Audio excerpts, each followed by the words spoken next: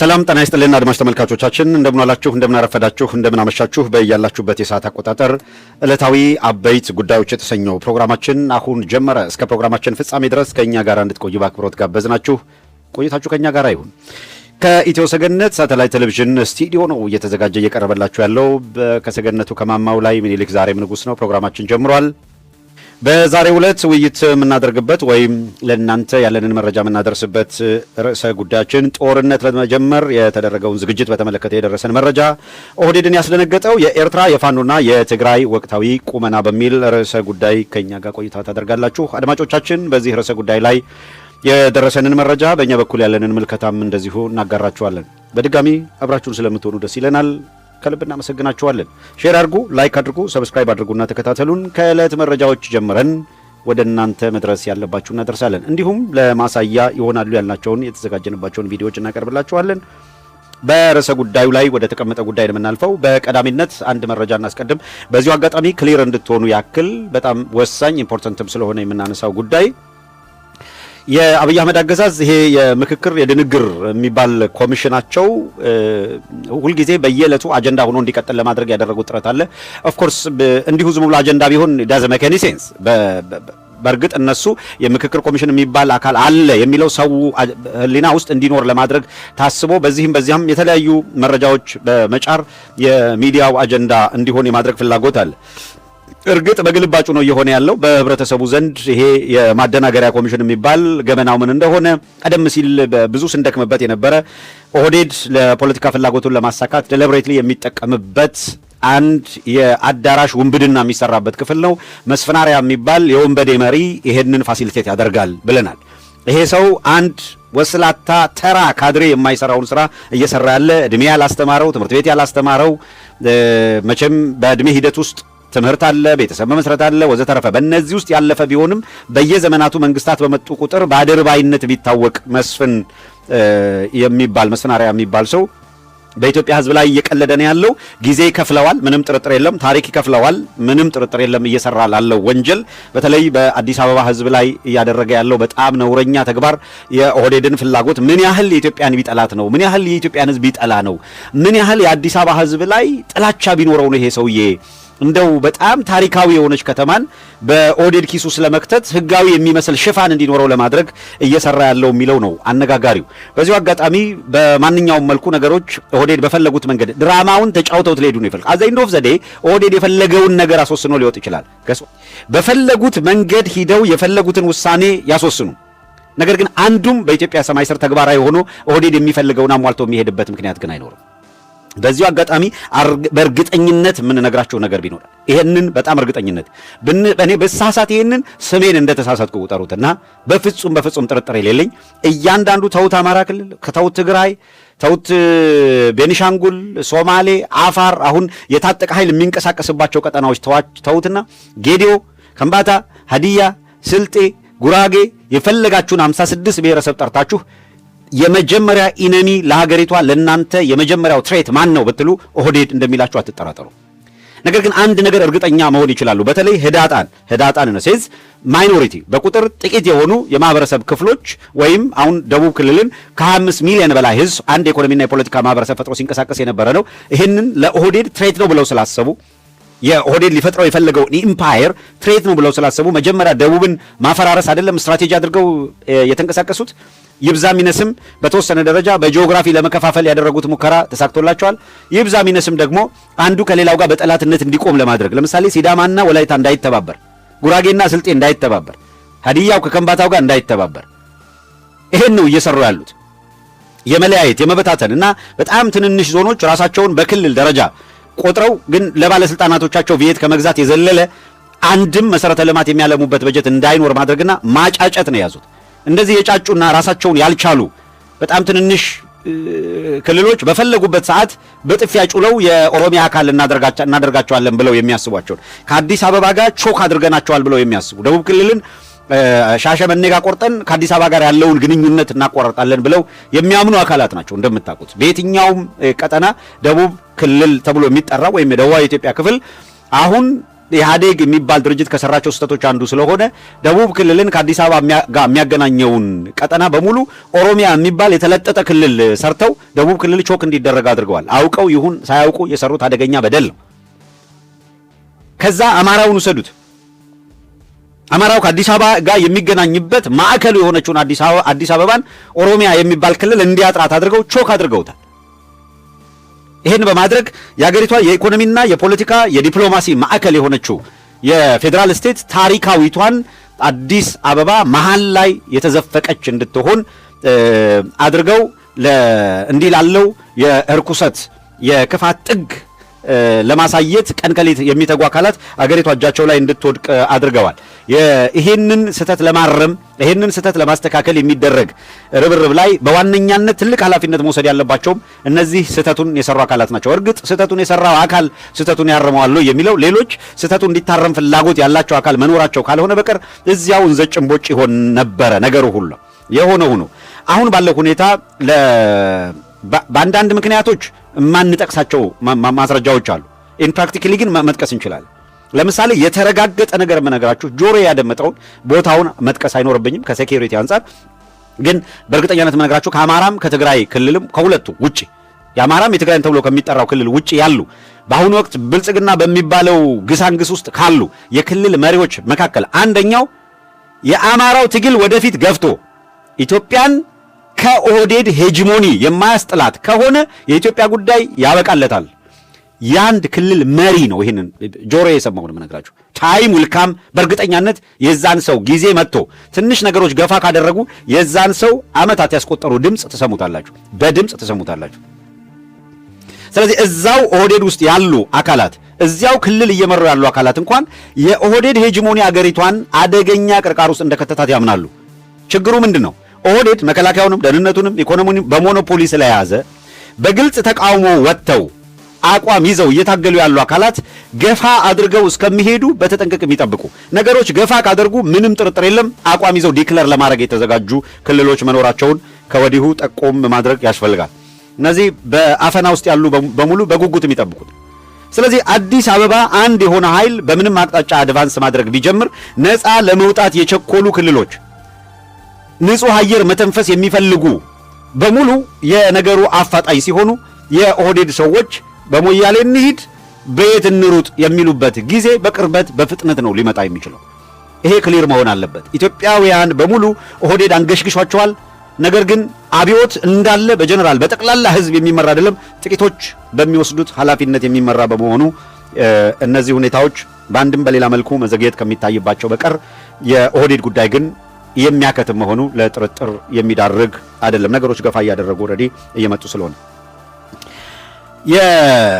የምክክር የፉግግር ይሉታል የአራዳ ልጆች። የፉግግር የሚባለው ኮሚሽን በየቀኑ የበለጠ እነሱ ሚዲያ ላይ ላይቭ ኪፕ ለማድረግ በህይወት በየቀኑ ለማቆየት የሚያደርጉት ጥረት የበለጠ ገበናውን ህዝብ እንዲረዳው በሚያደርግ መልኩ እየመጣ ስለሆነ በማናቸውም መልኩ በዚህ ኮሚሽን የሚባል ስብስብ አደናጋሪ ክፍል የሚወሰን ውሳኔ እንደ ቁም ነገርም እንዳይቆጠር ከወዲሁ ድምዳሜ የተወሰደበት መሆኑ መልካም ነገር ነው።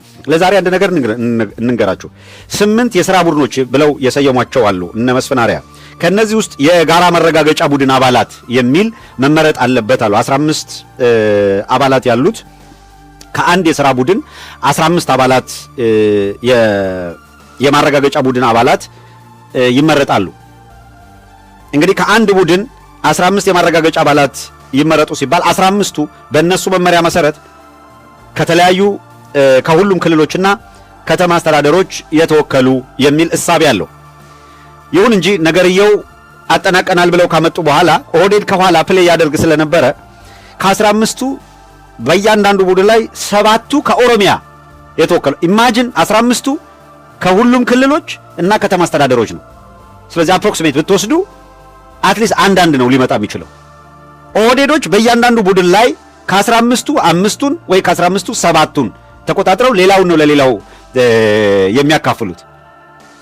ይሄ በእያንዳንዱ ጉዳይ ላይ የሚፈልጉትን ለመወሰን በቃለ ጉባኤ ቦታ ላይ በአወያይ ቦታ ላይ ከትላንት በስቲያ እንደነገርናችሁ ደግሞ አንዱ መተራመሻ የሆነው የምሁራን አድቫይዘሪ ብለው ያስቀመጧቸው አካላት ጉዳዩን ጋይድ ማድረግና የፓናል የምክክር ሂደት መምራት ሳይሆን የኦህዴድን አጀንዳ ለማስፈጸም በምሁርነት ስም ተጽዕኖ የሚያሳድሩ መሆናቸው ታውቆ ለምክክር ኮሚሽን ሊቀመንበር የሚባለው ለአደናጋሪ ኮሚሽን ሊቀመንበር ለመስፍን አርአያ ይሄው ችግር የተነገረው ቢሆንም በየቀኑ እየወጣ እንደ ስስት ተቀያያሪ በሆነ ባህሪው ዛሬ ትንሽ ጀግና ሊመስል ይሞክራል። የሆነች ነገር ጣል ያደርጋል። ነገር ግን በዋነኛነት ህዝብ እያደናገረ ተልእኮውን ማስፈጸም ነው። እስስት እንደምታቋት ባህሪዋ አረንጓዴ ነገር ስታይ አረንጓዴ ትሆናለች። የአረንጓዴ ነገር ቀየር ብሎ ቀይ ከሆነ ቀይ ትሆናለች። ሰውነቷን አካባቢዋ ላይ ባለው ከለር አጀስት እያደረገች ተመሳስላ መቆየት ነው። መስፍን አርአያ ማለት ይሄ ነው፣ የሰው ስስት ማለት። እንደየዘመኑ ራሱን እየቀያየረ ኢህአዴግ ሲገዛ ኢህአዴግ ነው፣ ደርግ ሲገዛ ደርግ ነው፣ ኦህዴድ ሲገዛውን ኦህዴድ ነው። ኦህዴድ ሂዶ ሌላ ቢመጣና መስፍን አርአያ እድሜ ቢሰጠው እንደ ዘገየ አስፋው እድሜ ልኩን የኢትዮጵያን ህዝብ አስለቅሶ መከራ አሳይቶ እድሜ ልኩን የክፋት አባት ሆኖ አለፈ። ምናልባት ለልጆቹ ደግ እንደሆነ አናቅም። የኢትዮጵያ ህዝብ ዘገየ አስፋው አለፉ ሲባል ኢትዮጵያ ተገላገለች፣ አንድ ደመኛዋ ተሸኘ ብሎ ነው ያለው። መስፍን አርአያ የሚባል ሰው ኢትዮጵያ የእድሜ ልክ ደመኛዋን ተገላገለች የሚባልበትን ቀን ነው የሚጠበቀው። እንዲህ የሚባል ሰው የቤተሰብ አካል ሆኖ ከማየት በላይ የሚያሳፍር ነገር የለም። ብርሃኑ ጁላ አንድ ወቅት ላይ እንዲህ ያለ ነገር በዘራቸው አይድረስ ካለ በኋላ እችን ፉከራ በ15 ቀን ውስጥ ነበረ እችን የፎከራት። ከዛ ወዲያው ያሰማራቸውን ሰራዊት አሰልፈው አባታችን ተማርኳል እኛም ተደግመናል እያሉ እንዲዘምሩ አደረጋቸው። አንቲል ቱዴይ በየቦታው የሚማረኩ ትግራይ ላይ ማረክ፣ አማራ ጋር ይማረክ፣ የትም ይማረክ የብርሃኑ ጁላ መልእክተኛ ሲማረክ አባታችን ተባርኳል እኛም ተደግመናል ነው የሚለው። ሌላው ከሰሞኑ እንደምታውቁት ኦህዴዶች ራሳቸውን ለመከላከል እዛና እዚህ ሲወራጩ ነበረ። ግን የበለጠ አንድ እርምጃ በሄዱ ቁጥር 4-5 እርምጃ ጉዞ እየተደረገ ገበናቸው የበለጠ እንዲገላለጥ መግፌ ምክንያት ሆኗል። በዚሁ መሰረት እንደነገርናችሁ ባጫ ደበሌ ብቻ ሳይሆን በአጠቃላይ ኦህዴድን የመሰረቱት መስራች አካላት መካከል አንድ ኦህዴድን ከመሰረቱት መካከል አባዱላም በለው ኩማም በለው ባጫም በለው ማንም ማምጣ አንድ ሰው ምርኮኛ ያልሆነ ሊጠሩላ አይችሉም። አንድ ሰው ወደ ሰሜን የሄዱት ባጫ ደበሌን በቀደም አንስተናል።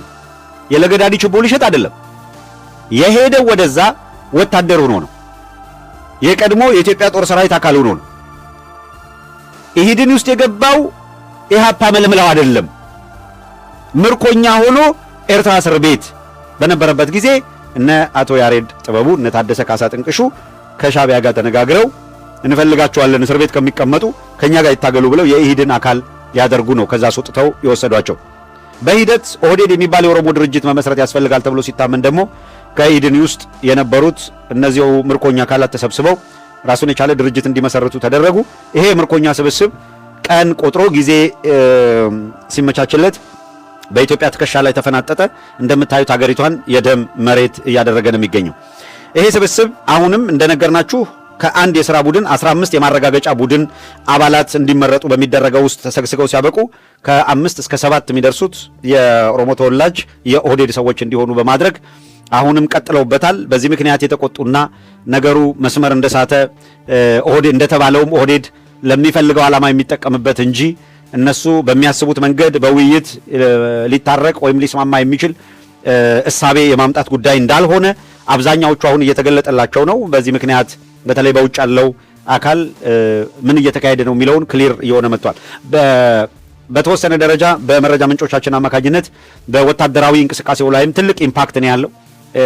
ይሄ ኦህዴድ እየሰራ ያለው ስራ በሚዲያ እየወጣ ስለሆነ በየደረጃው ያሉ የሚሊተሪው አባላት ለካ የምንዋጋበት ዓላማ ይሄ ነው ወይ ዞሮ ዞሮ አዲስ አበባን የኬኛ ብለው ከመጡ እነዚህ አካላት ማለቂያ ይኸውላችሁ የሚዲያ ኢምፓክት ማለት ይሄ በየቀኑ እየወጡ ጫና ለማሳደር ተጽዕኖ ለመፍጠር የሚለፈልፉትን በሙሉ እነዚህ ሰዎች እሳቢያቸው አመለካከታቸው ምንድነው የሚለውን እንዲያቀው ህዝቡ እያደረገን ስለሆነ እየተደረገ ስለሆነ በዚሁ አጋጣሚ በወታደሩም በደህንነቱም በሲቪል ሰርቪስም ያሉ አካላት ምን እየተካሄደ ነው እያሉ ራሳቸው እንዲጠይቁ ምክንያት እየሆነ መጥቷል።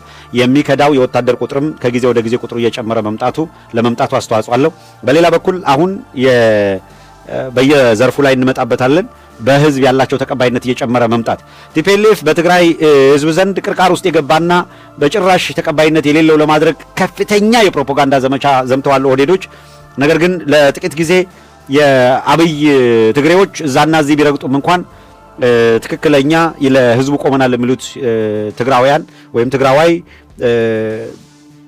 የጋራ ትግል በማድረግ ይሄ አውራጃዊነት የደበዘዘ ለማድረግ የሚችሉትን ሚና ተወጥተዋል።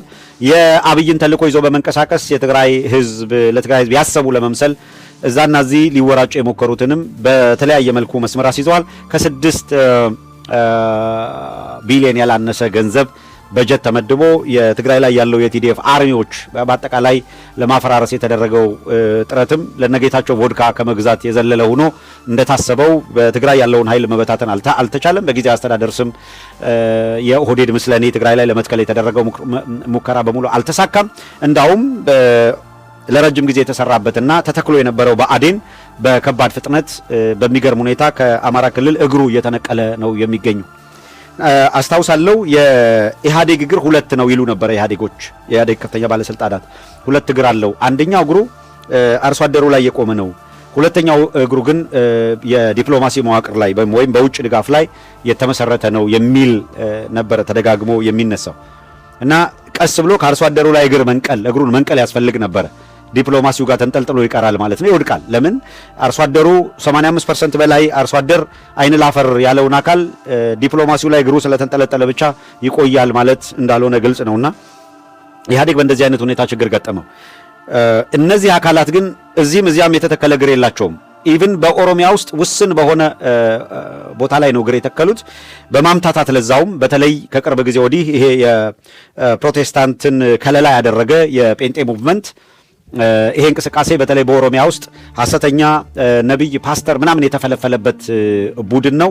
በጣም በማጭበርበር ላይ የተመሰረተ የአሜሪካ ቪዛ በአስማት አሰጣለሁ የሚል ቡድን በአካውንት ላይ 5 ሳንቲም ሳይኖር 1 ሚሊዮን አስገባው 2 ሚሊዮን አስገባው እያለ የሚያስጮህና ደራሽ ውስጥ ሲያንበረክክ የሚውል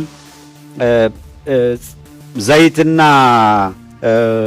ሽንኩርት ለፈውስ እያለ የሚሸጥ በጣም አደገኛ ስብስብ ነው። ሀገሪቷን የተምታታ ነገር ውስጥ ከቷል። ከጌታ ተነገረኝ እያለ የመንግስት ስርዓትን በኢትዮጵያ ውስጥ ልክ የሃይማኖት ተልዕኮ ያለው አድርጎ እንቅስቃሴ በማድረግ ረገድ ገፍተውበታል። ምዕራባውያንን ደግሞ ለማጭበርበር የሚጠቀሙበትና በተለይ ፈንድ የሚያገኙበት ፖለቲካዊ ድጋፍም ለማግኘት ደግሞ ግብረ ሰዶም እናበረታታለን የሚል ዘመቻን የሚያደርጉት በቅርቡ እንግዲህ እርስ በራስ ወደ መካሰስ ገብተው በሚዲያው ላይም እየተመለከታችሁ ነው።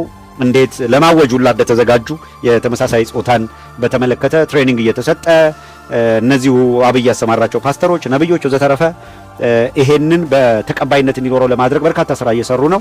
አብይ አህመድ በአደባባይ መሪዎች ላይ ሲንጠላጠል ወዘተረፈ አንዳንድ ቀለበት ሲያደርግ ደረት ላይ የተለጠፈ ሲተሻሽ ምናምን የምታያቸው በሙሉ ልክ ዘፋኞች የኤልሙናቲ ምልክቶችን በየዘፈኖቻቸው በየልብሶቻቸው በየአክቶቻቸው እንደሚያሳዩት ሁሉ አብይ አህመድ ሳይን አፕ ማለት ሳይን እየሰጠ ነው ያለው ለምዕራባውያን እናንተ የምትፈልጉት አይነት ሰው ነኝና እናንተ የምትፈልጉትን እያሳካው ነው የሚል መልእክት ነው። መሪዎችን ከሰበሰበ በኋላ ወንዶቹን ከጀርባ ቆሞ ማሳጅ እየሰራ ምናምን በቪዲዮ እንዲታይ ያደርጋል። ደረታቸው ላይ ተለጥፎ የሆነ ነገር ሲቅለሰለስ ታዩታላችሁ።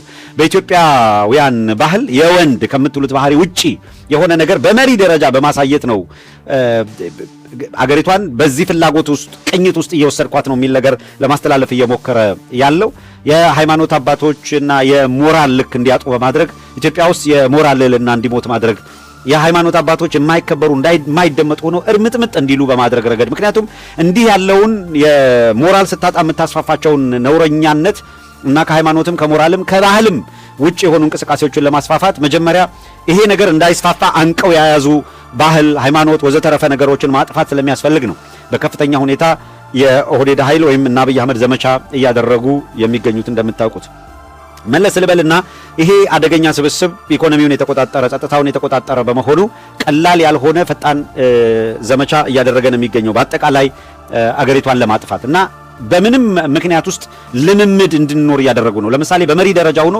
ውሸትን ሲያለማምድ፣ ልመናን ሲያለማምድ፣ ግድያን ሲያለማምድ በጣም ኢትዮጵያውያን ባህላችን አንድ ሰው ሞቶ እንኳን ወደ መቃብር ፎርጌት ሞቶ የሚለውን እርሱትና መንገድ ላይ እኮ አንድ ሰው ታሞ ከወደቀ እዚህ ሀገር ምናልባት እያለፉ አየት አድርገው ማክሲመም 911 ደውለው እዚህ ጋር ሰው ወድቋል ሊሉ ይችላሉ። ከዚያ ውጪ ሄደው አይነኩም። ለሚመለከተው አካል ጥያቄ ኢትዮጵያ ውስጥ እንደዛ የሚባል የለም። አንድ ሰው አዙሮት እንደው ሳይወድቅም እኮ ነው የሚሉት። አዞረኝ ብሎ በርከክ ቢል በአንድ ጊዜ መቶ ሰው ሲከበው ነው የምታዩት። ይሄ ነው አይደለ ኢትዮጵያ ውስጥ ያለው። አሁን እና አብይ አህመድ ምንድን ነው ያለማመዱን አየ ጥፋት ነው ያለማመዱን አየ ክፋት ነው ያለማመዱት ወንጀል ነው። ሰው ሲሞት ምንም ማለት እንዳልሆነ እንድናስብ ለቀብር የሚሄድን ሰው መንገድ ላይ እየሄደ ባለበት ቀብር ለማድረግ የሚሄድ ሰው በአጠገባችን አስከሬን የሚያልፍ ከሆነ ቆሞ ማሳለፍ የኢትዮጵያውያን ባህል ነው። አሁንስ ይኸውልህ የነፍሰ ጡር ወድ ቀደው ሽል አውጥተው ይጥላሉ። ይሄንን አለማመዱ። አሁን በቀደም እንዳደረጉት ጉራጌ ዘላይ እዚህ አበሽጌ የሚባል አካባቢ ላይ 3 የአማራ ተወላጅ ወጣቶችን አውጥተው ረሸኑ። ከረሸኑ በኋላ በመሳሪያ ችፍችፍ አድርገው በበርካታ መሳሪያ ጭንቅላታቸው እስኪፈራርስ ድረስ እጅና እግራቸውን አስረው ከደበደቡ በኋላ የዞኑ የጸጥታ ዘርፍ ኃላፊ ወጥቶ በአደባባይ የፋኖ አባል ስለሆኑና ሽፍቶች ስለሆኑ አካባቢውን ስላስቸገሩ እርምጃ ወስደንባቸዋል አለ። አየኸው ኢትዮጵያ ውስጥ ምን እንደተጀመረ። ፍርድ ቤት የሚባል ይዟቸዋል። የዞኑ የኢትዮጵያ እንዳገር የኢትዮጵያ ጣፈንታ ለብቻ በኢትዮጵያ በአማራ ብቻ ይበየናል አላለም። የአማራ ሕዝብ ጣፈንታ የራሱን ጣፈንታ ግን የሚበየነው የአማራ ሕዝብ ሌሎች ካላገዙኝ ጣፈንታዬን መበየን አልችልም ብሎ ሜዳ ላይ አይወድቅም። ለዛ ነው ማንንም ሳይተማመን ለትግል የተነሳው። እዚህ ጋር እነዚህ ሰዎች የሚያነሱትን የተምታታ ፓራዶክስ ተመልከቱ። በአንድ በኩል አማራው ከሌላው ጋር አሊያንስ መፍጠርና እንደ ኢትዮጵያ አገሪቷን እንዴት በጋራ ለብቻችን መበየን ስለማንችል ከሌሎች ጋር የኢትዮጵያን ዕጣ ፈንታ ለመበየን የግድ መነጋገር አለብን፣ ከትግራይም ካለው ከኦሮሚያም ካለው ከቤኒሻንጉልም ካለው መነጋገር አለብን ሲሉ ይሄ ትክክል አይደለም። አንድ ጊዜ ከጠላት ጋር አትነጋገር ይላል። በጠላትነት ይፈርጃቸዋል የምትነጋገራቸውን አካላት። ሰው ጠላት ናቸውና አትነጋገር ይላል።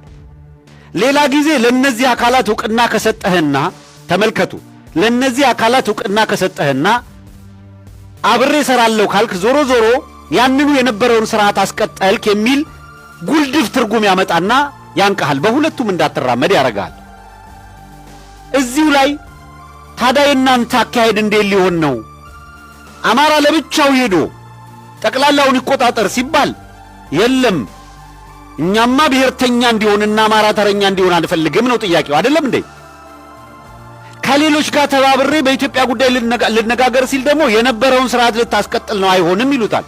የት ሂድ አማራው ምን ያድርግ? እሺ ተው ነውና እሱን እናንተስ ምንድነው የምትፈልጉት ብላችሁ አትጠይቋቸውም? አዲስ አበባ የሁላችንም ስለሆነች ትግሬውም አማራውም ምናምኑም በጋራ ሆኖ ምናምን ይላል። ይህንን ነገር አማራ ሲለው ከጠላኸው አንተ አዲስ አበባ ስትሄድ ትግሬውንም ከየት ነው የምታመጣው? ትግሬ ጌታቸው ረዳ ነው?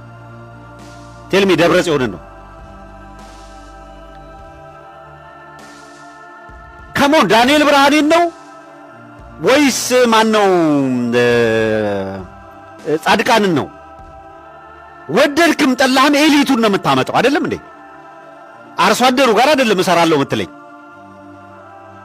ከትግራይ ለአንተ ብቻ ተብሎ ተነጥሎ ለአንተ አጋርነት ምንም በቃ ያልሆነ የተቀመጠልኝ አለ እያልክን ያለው ከራሳቸው አንደበት ይወጣል። እነዚህ ስብስቦች አዲስ አበባ ላይ ሄደን ይህንንም ሰብስበን አማራ ለብቻ መቼ ነው ያለው? የሰራሃት ታሪካዊ ከተማ ናት ብሎ ያምናል። አዎ ያምናል እኮ አይደለም፣ ፋክት ስለሆነ ነው። ልቀይረው ብትል አትችልም። ኢትስ ቢኮዝ ታሪክ ነው። ታሪክ ደግሞ አልፏል። አዲስ አበባ በራራ ናት። አዲስ አበባ ናት።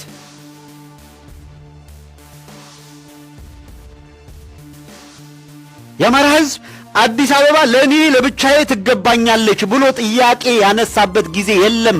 በነገራችን ላይ የኃጢአት ሁሉ ኃጢአት ነው ፎልስ ኢኩቫለንት መፍጠር።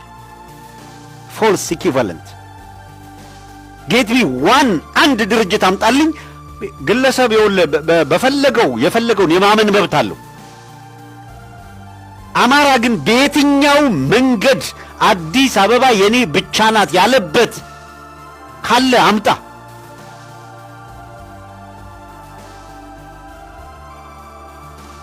የኦሮሞ የፖለቲካ ኃይሎች አዲስ አበባ የኛ ናት ስላሉ ለዛ ፎልስ ኢኩቪለንስ ለመፍጠር ስትል አማራውም እኮ አዲስ አበባ የኔ ናት ይላል ያልከው ከየት አምጥተህ ነው? የኦሮሞ የፖለቲካ ድርጅቶች አብይ የሚመራው ድርጅትን ጨምሮ ዳውድ ኢብሳ የሚመራው መረራ ጉዲና የሚመራው የፈለከውን አምጣ 5 ድርጅቶች ኢንክሉዲንግ ወታደራዊ አመራሮች ባሉበት ስብሰባ ላይ አዲስ አበባ መግለጫ አውጥተው የኛ ናት የሚል አቋም ያዙ። አይሆንም ብለን ልንታገል ተነሳን። የኛ ያሉትን የናንተ አይደለም የሁላችንም ናት ብለን ተነሳን።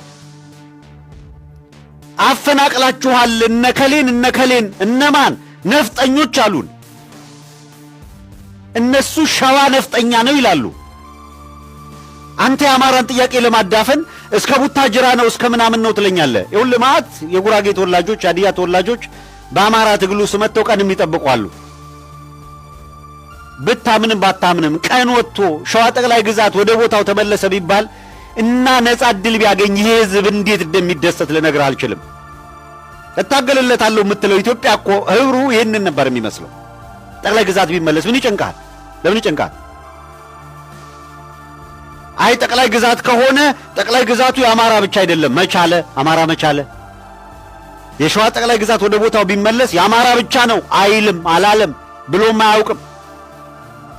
ለምን ፈጥረህ ትከራከራለህ? ለምን ፈጥራችሁ ታመጣላችሁ? አማራውን ለመታገል በአማራ ውስጥ ቆይታችሁ በአማራ ውስጥ ተሸሽጋችሁ ስታበቁ ይህንን መከራከሪያ ለምን አድርጋችሁ አመጣችሁት?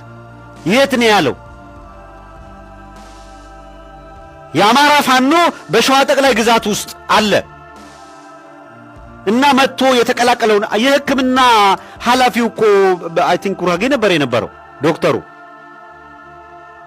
ሌሎች አካላት አሉ እዛ ውስጥ ገብተው የሚታገሉ። ካሞን እነዚህ በቃ አይ እኛ የኦሮሞ ተወላጁ ነው እኮ መጥተው እናምንበታለን ብለው ትግሉ ውስጥ ገብተው የሚታገሉ አሉ።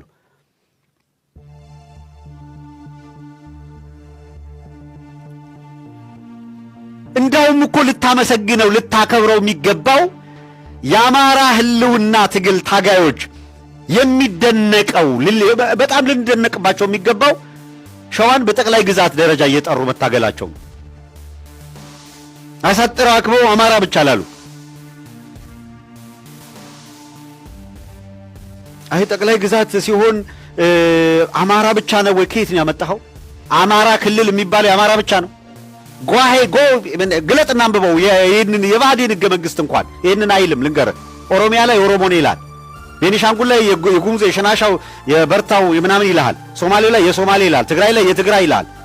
አማራ ላይ ስትመጣ በአማራ ክልል የሚኖሩ ብሔረሰቦች በሙሉ የሀገሩ ባለቤት ናቸው ይላል። የዛ የክልሉ ባለቤት ናቸው ይላል። አየህ